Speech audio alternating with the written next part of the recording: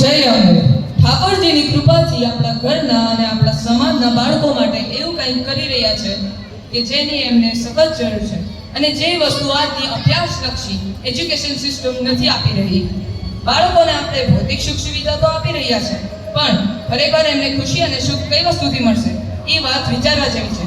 ભારતીય સંસ્કૃતિ ખૂબ જ સમૃદ્ધ છે. કહેવાય છે કે આપણે ઋષિમુનિઓના સંતાન છે અને ભગવાન શ્રી રામના વંશો.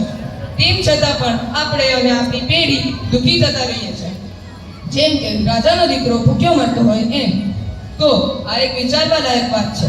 આપણે આખી લાઈફ દોડાદોડી કરીએ છીએ તેના માટે કે આપણને ખુશી અને સુખ મળે, પણ બધું કર્યા છતાં પણ એ આપણને મળતું જ નથી. તો આપણી એ દોડ શેના માટે છે? આપણે ક્યાં ભૂલ કરી રહ્યા છે? આ એક ધ્યાન આપવા જેવી વાત છે. આપણી સંસ્કૃતિની ગીતાજીમાં ભરી ભરીને જ્ઞાન આપ્યું છે, જે જીવન જીવવાની કળા શીખવે છે, પણ આપણને ખબર જ નથી કે આપણે શું કરવું જોઈએ અને શું નહીં.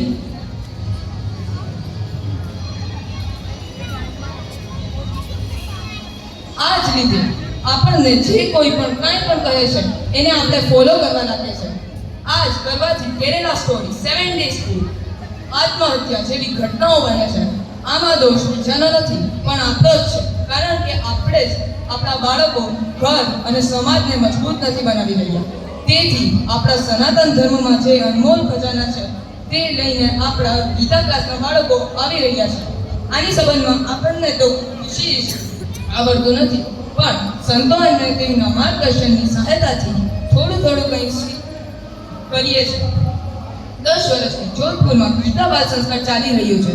તેના સાનિધ્યથી આ બધું થઈ રહ્યું છે, જેનું લક્ષ્ય માનવ જાતિના ઉજ્જવળ ભવિષ્ય માટે અને આપણા સમાજના બાળકો અને યુવા પેઢીને આપણી વૈદિક સનાતન સંસ્કૃતિ અને નૈતિક શિક્ષા શીખવાડવાનું છે. ગીતા ક્લાસમાં બાળકોને મુખ્યત્વે ભગવાનના ચરણોમાં પ્રેમ અને શ્રદ્ધા, ગીતાથી લગાવ, મહાપુરુષોના જીવન અને માર્ગદર્શન પર વિશ્વાસ અને આપણા સમાજની સેવા કરતા શીખે અને સંસ્કાર સારા મળે એવો પ્રયાસ કરવામાં આવે છે.